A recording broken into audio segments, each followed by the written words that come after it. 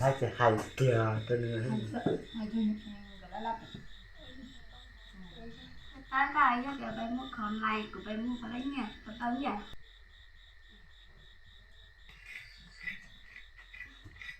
bài như họ thì bài cỡ ta chỉ xem mua phải là người bên tao là chuyện mình chỉ cửa chỉ chuyện nhau mua thôi là ha bây giờ tôi chỉ like cái giống cái cửa xe nếu cửa có ít quá rồi chắc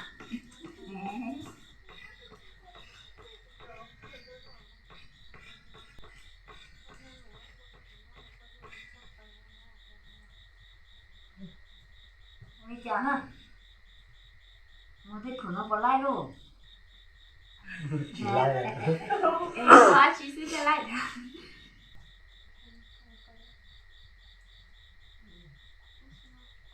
ok thế sư cũng có bài tổ viên em cho theo bài cả sồn sườn đã bắt đầu còn phải lại giá thế vui rồi sư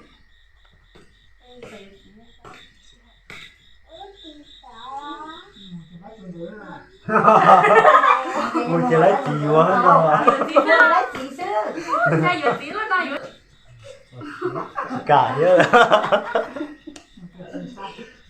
em vừa tí đâu té sư chị phải chị à có đâu nữa kiếm bác chúa kiếm bác chúa tới chia họ vừa tí giỏi nó lao tè chúng nó tí nào nó hay à nhỏ lắm té cái còn là gì là em cho mùi chúa to tưa chúa tí nào tổ viên nữa cho lên trong đó bò chỉ lại nhau nữa cho vừa đen rồi bò đây mà đây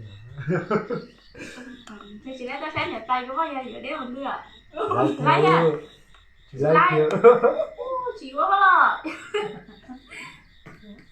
vui quá còn em chúa em cho bây giờ nhưng con cho hay là vừa dân đâu chỉ rồi á vừa rồng đầu nó chỉ tổng hai đó tôi thấy có mỗi rong đó chứ nhé tôi thấy ta kia bên kia tôi thấy có mỗi rong không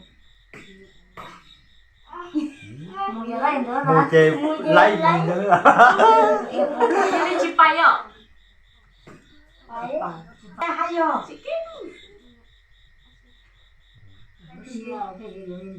vô xe rồi chị quá vô cái đó đâu té hay là chỉ lạc rồi này khen đấu mua này khua mình cần đấu này khua chị nhỏ do nhá thì cho họ chỉ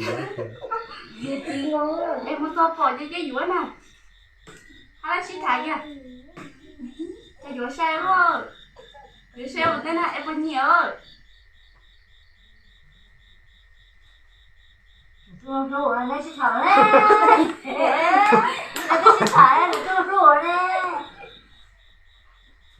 chị ta lấy chị thấy mà ta lấy bây giờ mà bên gì sư bây giờ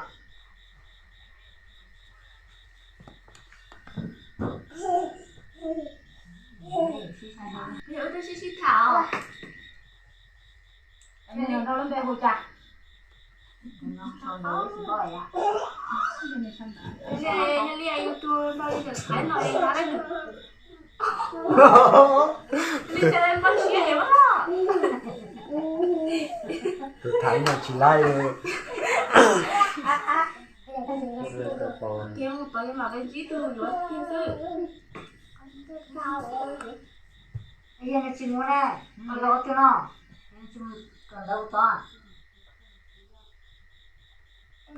cửa cũng sắp kìa nó như mới đánh như chúng ta cho vô bé nữa em để nó mà quá bây giờ chỉ giỏi cái thì để tao share với chị chị phải tối là Ê, đi bắt tao xích thải cái rồi đi à. thằng kia rồi đó thằng bé nó Xích tao thả vào. thả nó Đó là cho mà vừa to giờ thế tụi bé à. Đi xuống nè. đi xuống Ê, nó mà tao thả. Ê, cái chính mua á. ôi Ủa, chị đi mua chưa? Ồ, đà tao có chính mua à. mua Vừa cái sắp cái sự. thì có cái khoản tiền Cái ô tô rồi vừa cháu. Vừa tôi chưa.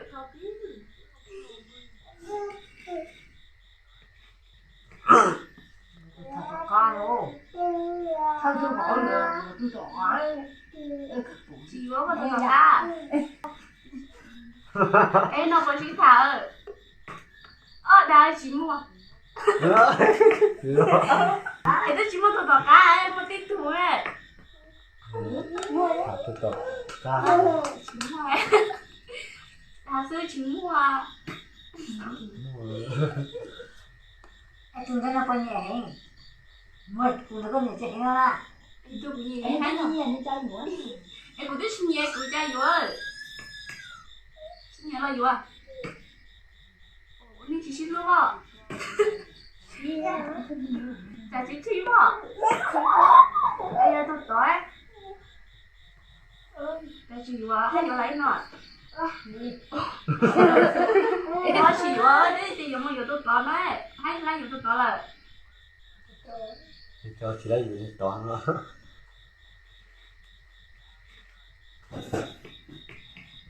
mấy tuổi Tôi mua tuần đi lại. tôi thôi tôi mua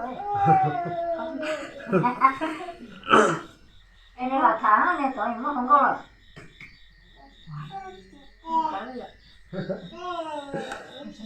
Tôi tối có không có. mua liền Lại mất lại cho họ vừa nhá.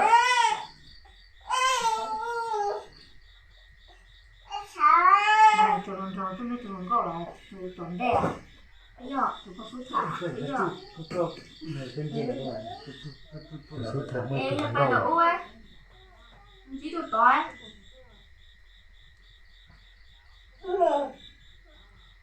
tôi chỉ quá Đổ gì vừa. tổ vậy tao chỉ số chứ tổ vậy nó tổ lắm Em thích chị xài vô chị cái xài tự nhiên ấy, hay lấy. Hay vô đi đi.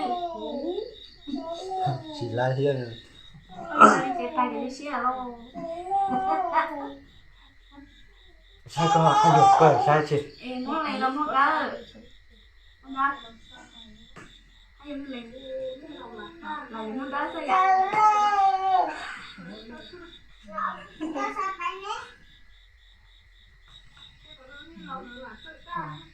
em thôi tao nói nhậu cha nó này giờ đây là nên tao sẽ qua Đó là mình có sao đâu. Đâu có đâu mà. Thế nó lạ quay rồi. nghịch quá ban đầu đi có gì đâu phải lại Con chả ra bây giờ chị lại nên chị xin nghe của cháu. Đó.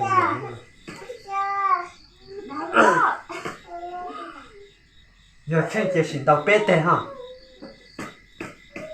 Mà lại vẫn đau trò cá à? chị lại Yêu bơ đê. Đê.